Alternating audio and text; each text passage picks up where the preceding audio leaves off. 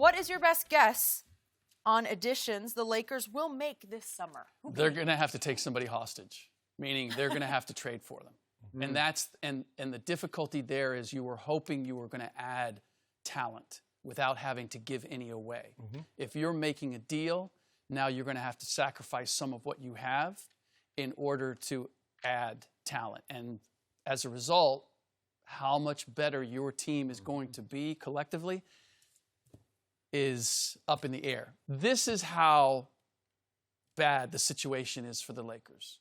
I was told, Kobe had said to me on a couple of different occasions, I'm not involved with the Lakers. I'm not doing anything with the Lakers. Now, I was told that he was involved in talking to Kyrie and trying to convince him to come out and the reasons why he should rejoin forces with LeBron. Kobe reached out to me again today and said, I'm not in. Don't count me as part of that.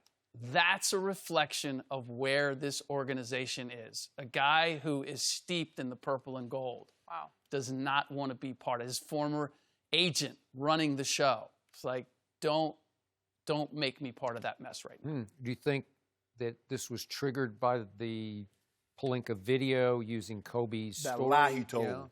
Not a good look. I think it's all of it.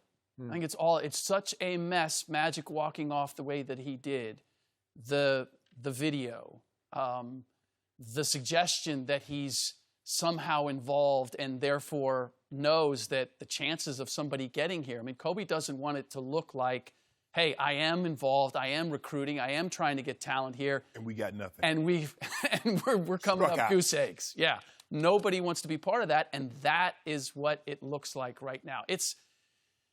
I wish for Lakers fans, and I wish for LeBron that the ending would be somehow different, and for the league as a whole that he would become part of the equation again. It's hard for me to imagine that a year from now we're going to be sitting here and we're not going to be talking about the same thing, which is what the playoffs look without a LeBron James. Quick question. The quickest fix to me right here, right now, would be for Jeannie to fire Rob Pelinka. I've not heard a single good word about him since all this mess started. Have you? I don't know. Have you ever heard a good thing about him? Is there anything positive about Rob Pelinka? The man got he's striking it. He tried to call back to the back part of his mind and say, have I ever heard anything good about Rob Pelinka? Okay. And he still hadn't answered. So now back to the question: would Jeannie fire him? Are they too close? Would she swallow pride and just say, I got to cut ties? At this point, no. I don't see a way in which she's going to change direction. It's going to be, we have the summer. See, we see it from the outside and we hear all this. I feel as if right now the Lakers are living in a bubble and it's an echo chamber. And they're believing, no, we'll be okay. We'll be okay. We've got time. We've got money. Let's see where we go with the draft. Let's see where we go with free agency. Let's see where we go with trades. She's not going to take the bat out of Rob's hand at this point. It's going to be, you know what, there's a lot of innuendo. It's a lot of, I know Rob Pelinka. I know him personally. I mean, I'm speaking as Jeannie now.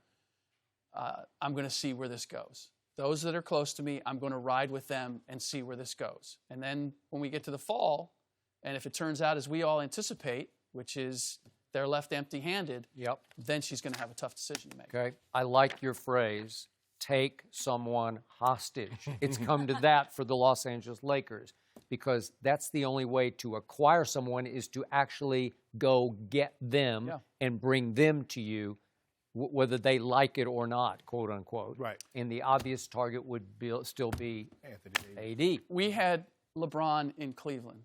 And even LeBron in his prime, it was a struggle. Obviously, it's Cleveland, but it was a struggle to get free agents there because of the questions of the franchise. If LeBron left and then I'm left playing for the Cavaliers, do they know how to get it done? No. He's now facing the very same thing with the Lakers. Like, guys are going to look at, okay, LeBron, that's great. You're there and everything, but who's there that I trust that is going to build this team and we're going to have the right culture and and all of that. They're not in a good place.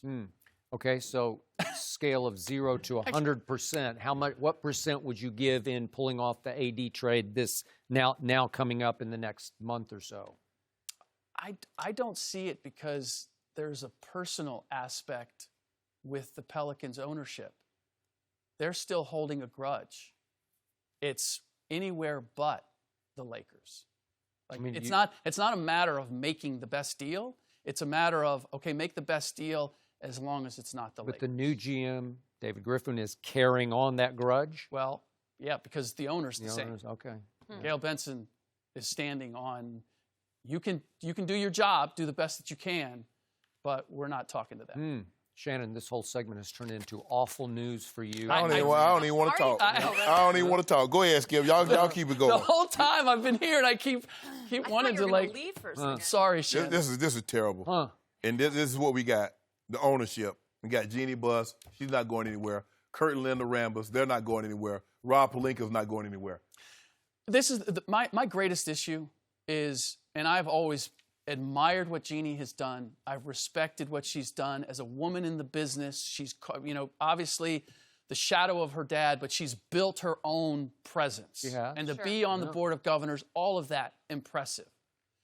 Jeannie can't be silent now. She can't be not quoted. I mean, the ESPN report, they reached out to her. It shouldn't even be somebody reaching out to you to get reaction. You need to be proactive. I need to know that somebody has their hand on the wheel. That's part of, among the many other things, you talk to people around the league, who are we supposed to call? Who are we supposed to talk to? Who are we making a deal with? Yeah. Who has the ultimate authority there? Jeannie has the ultimate authority. And yet, the ESPN story had an anonymous quote saying that Linda Rambus controls and manipulates Jeannie Buss. Yeah. That is strong. It is. And it's insulting Controls to Jeannie. and manipulates. Well, why is she called to refute it? To your point, I'm saying the same. Oh, you can't say, Shannon's being manipulated by such and such. I'm going to get on the phone. You ain't going to have to reach out to me for a compliment. I'm going to call you to give you a comment. I can attest, no one has ever controlled and manipulated Shannon. No. I'm like, this is ridiculous. Skip, see? Now, LeBron, I'm sorry, Bron, because this is not what we envisioned. No. When we loaded up the truck and moved from Cleveland, we like the Beverly Hills business. We loaded it up and came to Beverly Hills. This is not what we envisioned spending the last 3-4 years of our career. It actually flips it around a little bit because we've always looked at LeBron, and he's always had these prerequisites to doing anything. Didn't trust anybody. No. You got to have this, this, and this before I'm going to join the party.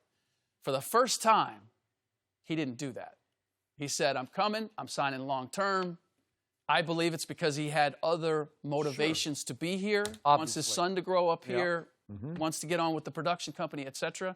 But all that said, he didn't have those prerequisites. He didn't hold their feet to the fire. You know why? Look what he got. Because he had Magic Johnson. That's all he needed to know. Magic knocked on his door at midnight. Magic gonna do it. Magic gonna get his thing right. Because it's Magic Johnson. Come on, right? The player he should have most often been compared to, the guy that he most plays like, the guy with the other highest IQ in the history of basketball, Magic Johnson. And he is no longer employed by the Lakers. This is what happens when you put a bunch of people in place that's unqualified for the positions that they hold. And this is what you get, Rick. This is it. Now. I just feel bad for you over there, Shannon. That's all right. Are you sure your man might not walk in tomorrow and say, get me out of here, Jeannie? Trade me? But then Rick did a whole piece a month or so ago about what you're going to get back. A lot of owners are saying, really? I don't know if we really want this Well, guy. you take that anyway because they don't know what they're doing over there, so you'll take anything. Yeah, go ahead, give him up. Can you trade him? Let's see. Where would LeBron look good? I'm thinking Space Jam 2. We might we shelving that for the time being. At this point, are you shelving it? That's a for the good time thing. being? We go and recruit. Well, it doesn't seem like they're shooting yet. Maybe they had scheduled it for post-finals. Well, well, considering Giannis would be great.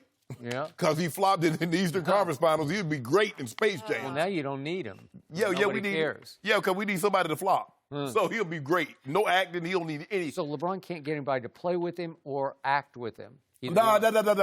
Right? No, we can't get anybody to come to that. No. That. I love that. I mean, picture. look at it. That Kurt picture and of Linda Jeannie, Rambis just- are Not running the very Lakers. inviting. I keep saying it can only get better from here. When? Somehow Where? it doesn't feel like that's happening. It sure doesn't feel that way to me. I don't feel like we've hit bottom yet. Okay.